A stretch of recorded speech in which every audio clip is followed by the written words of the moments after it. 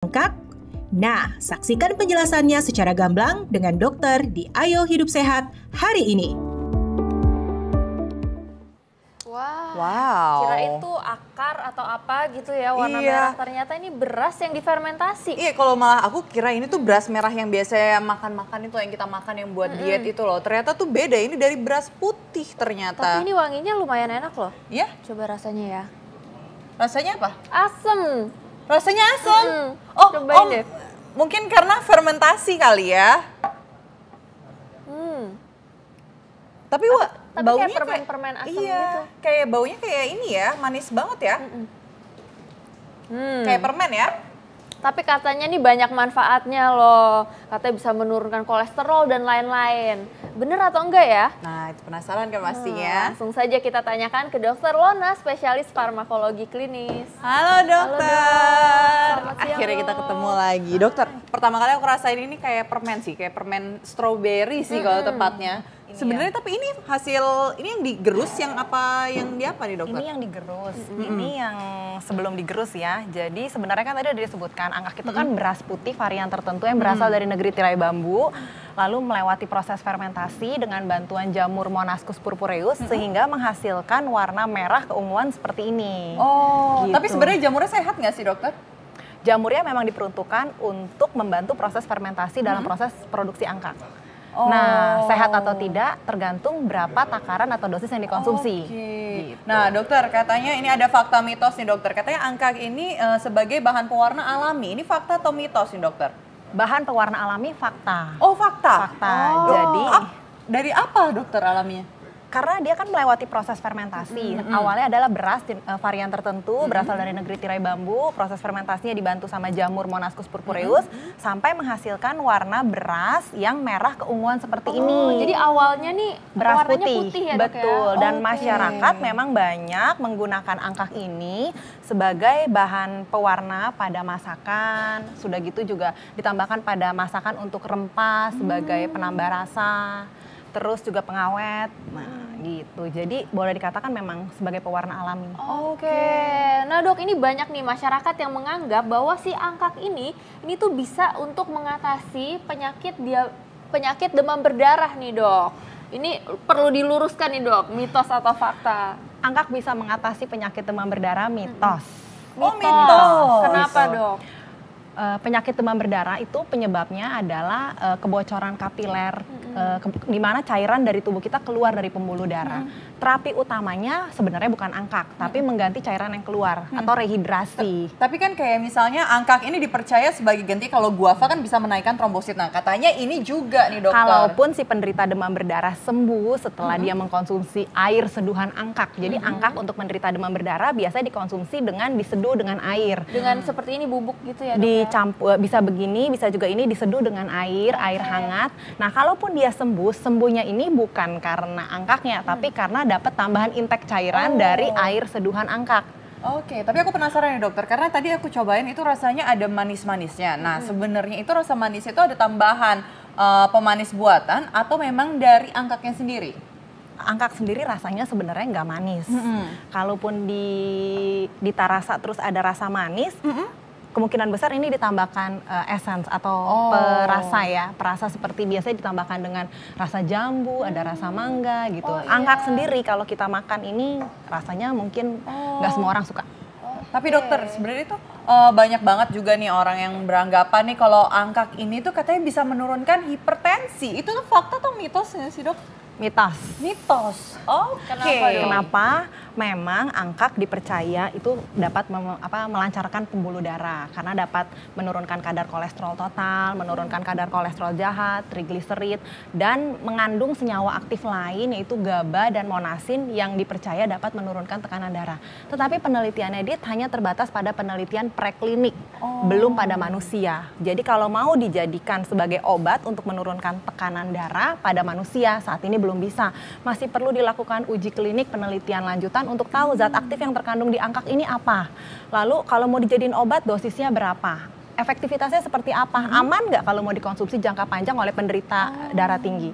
Jadi belum bisa dijadikan sebagai obat. Mitos kalau dikatakan bisa menyembuhkan penyakit darah tinggi. Oke, nah dok ini selain darah tinggi nih dok, ini masyarakat juga percaya karena banyak artikel-artikel yang mengatakan bahwa angkak ini tuh baik untuk dan bisa untuk memperkuat fungsi limpa nih dok. Ini perlu diluruskan lagi nih, mitos atau fakta dok? Mitos. Karena kenapa nih dok? Walaupun kaya akan kandungan nutrisi dan antioksidan dan memang pada umumnya seperti beras, tapi tidak ada manfaat untuk menyehatkan fungsi limpa atau masyarakat sebutnya sebagai lien ya atau spleen ya. Atau ada juga yang bilang mungkin buat menyehatkan fungsi liver, itu semua mitos.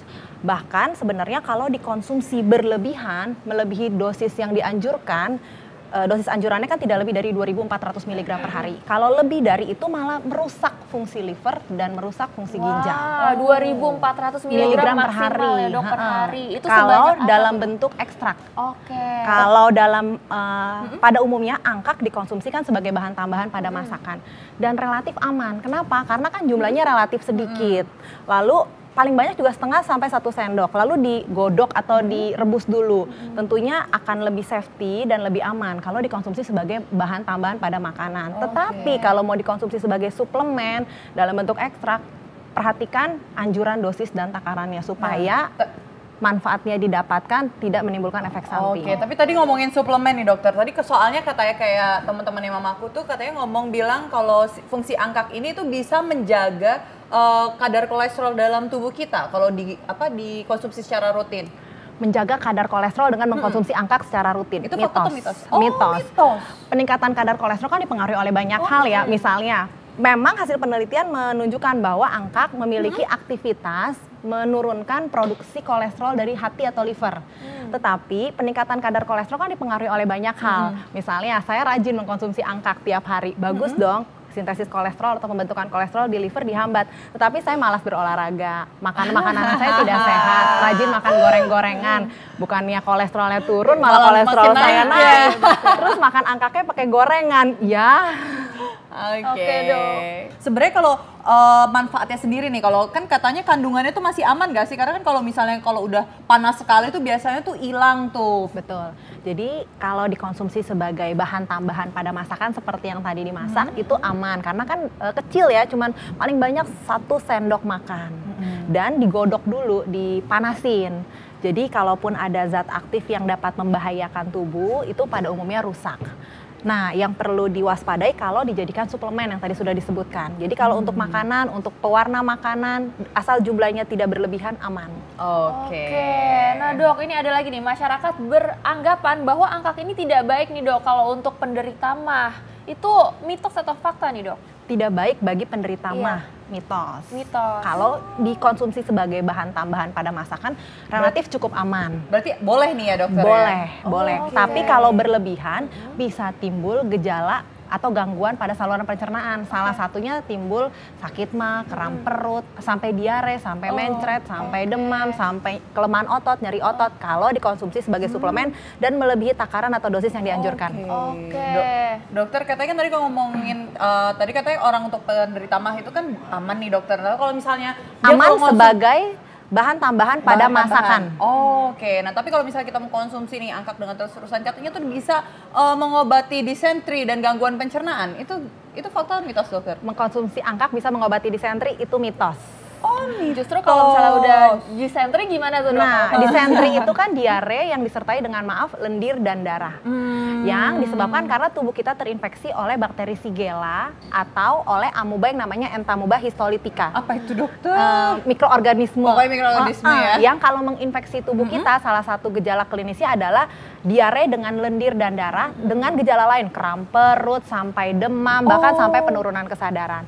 Dan terapi utamanya adalah bukannya angkak, tapi terapi utamanya adalah rehidrasi atau ganti cairan yang keluar melalui diare. Dan kalau ke dokter, dan memang wajib ke dokter, biasanya dikasih resep antibiotik dan anti amuba untuk mengeradikasi atau membasmi si penyebab disentri tersebut, entah si Shigella, si bakteri Shigella tadi, atau si amubanya yang menjadi penyebab disentri.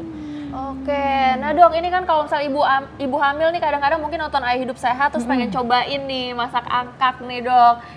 Tapi ini baik atau enggak nih dok untuk ibu hamil dan juga untuk bayi nih dok? Mitos atau fakta? Angkak baik untuk ibu hamil. Angkak baik untuk Tidak ibu baik, hamil. dok. Angkak tidak Tidak baik. baik. Kalau tidak baik bagi ibu hamil selama dikonsumsi sebagai tambahan-tambahan pada masakan atau pada makanan itu sah-sah saja atau baik atau aman. Selama si ibu hamil tidak ada reaksi alergi terhadap si angkak ini. Oke, berarti ini Fakta atau mitos? mitos ya dok? Kalau tidak Tidak baik, baik. mitos tidak baik di sini artinya mengkonsumsi angkak sebagai bahan tambahan pada masakan itu aman ya. Tapi kalau mengkonsumsi angkak sebagai suplemen dengan dosis yang berlebihan, artinya lebih dari 1 sendok makan per hari, itu tidak dianjurkan. Kenapa? Karena memang belum ada data yang benar-benar membuktikan bahwa mengkonsumsi angkak sebagai suplemen kesehatan itu cukup aman baik untuk ibu hamil, ibu menyusui maupun anak-anak. Oke, baik. Berarti kalau misalnya angkak sendiri ini nih manfaatnya nih apa nih dok untuk tubuh? Masyarakat pastinya butuh informasi nih dok. Kalau digunakan sebagai bahan tambahan pada masakan bisa jadi pewarna, bisa menambah taste karena masyarakat umumnya menambahkan ini supaya ada rasa rempah-rempah. Tentunya ditambahkan dengan bahan lain ya seperti jahe dan bumbu-bumbu lain. Bisa jadi pengawet makanan. Dan bisa jadi pengawet makanan betul, juga? Dan kalau mau dijadiin suplemen, sudah ada uji klinik yang memang membuktikan bahwa mengkonsumsi angkak itu bisa menurunkan produksi atau pembentukan kolesterol oleh liver atau oleh hati.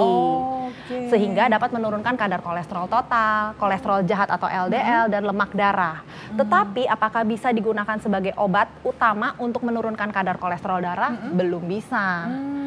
Perlu dilakukan uji yang lebih jauh lagi untuk tahu zat aktifnya apa, bagaimana kalau efek sampingnya apabila dikonsumsi jangka panjang. Dan memang sudah banyak penelitian yang menunjukkan bahwa mengkonsumsi angkak berlebihan tanpa pengawasan oleh dokter itu dapat menimbulkan atau meningkatkan resiko kerusakan fungsi ginjal. Oke, dan kalau misalnya untuk ini nih buat pemirsa Hidup Sehat, bagaimana sih cara mengkonsumsi yang baik dan benar ini angkak dengan sesuai porsinya dokter? Kalau sebagai bahan tambahan pada masakan cukup 1 sendok makan per hari atau per kemasan ya, per godokan sup ayam angkak. Kalau untuk suplemen, perhatikan dosis atau takaran yang ada di kemasan pada umumnya tidak lebih dari 2.400 mg ekstrak angkak per hari. Itu cukup aman dengan syarat tidak ada gangguan fungsi liver, ginjal, dan tidak ada reaksi alergi terhadap bahan aktif yang ada di angkak. Oke, baik. Terima kasih banyak Thank dokter you. penjelasannya. Makasih. Semoga bermanfaat nih ya.